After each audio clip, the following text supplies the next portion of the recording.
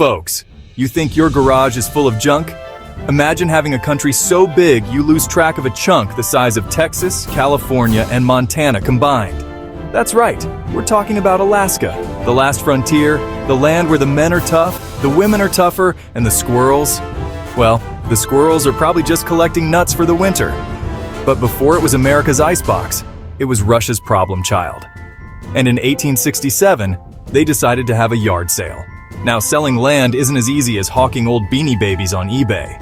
It involves treaties, negotiations, and probably some serious vodka shots. But the Russians were desperate. They needed cash, they were worried about the British, and frankly, they were tired of scraping ice off their windows every morning.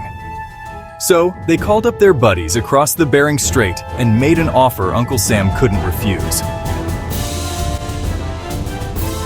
Let's break this down like a bad breakup, shall we? The who is easy. Russia and America, two superpowers circling each other like bears at a honeypot. The what is even simpler. A giant hunk of land, rich in resources and absolutely teeming with wildlife that would love to eat you. The where is Alaska, duh. And the when. 1867, back when Ulysses S. Grant was rocking some serious mutton chops as president. Now for the juicy details. Russia, ruled by Tsar Alexander II. Not to be confused with Alexander the Great, who probably would have kept Alaska, just saying, decided to unload this frozen asset. Secretary of State William Seward, a man who knew a good deal when he saw one, or maybe he just wanted to get out of Washington for a while, jumped at the chance. And bam! For a cool $7.2 million, about 2 cents an acre, Alaska was ours.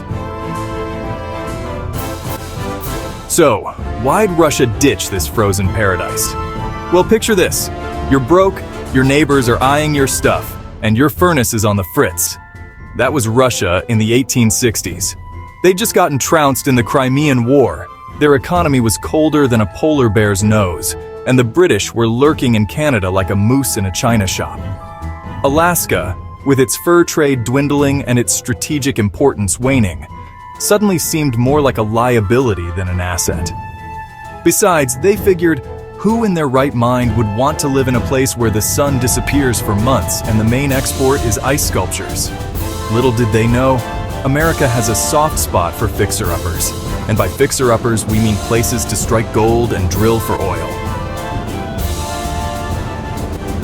Section 4. The global game of monopoly. International implications of the sale. The Alaska purchase wasn't just about two countries swapping real estate. It was a power move in the global game of monopoly. Britain, who'd been hoping to snatch up Alaska for themselves, was less than thrilled. France was probably too busy perfecting the croissant to care. And the native Alaskans? Well, they weren't exactly consulted on the deal, which, let's be honest, was a bit of a recurring theme in American history. But for America, it was a strategic and economic win. We gained access to vast natural resources, expanded our Pacific presence, and stuck it to the British, all in one fell swoop. The purchase also set the stage for future land grabs, proving that America's appetite for expansion knew no bounds. Manifest destiny, baby!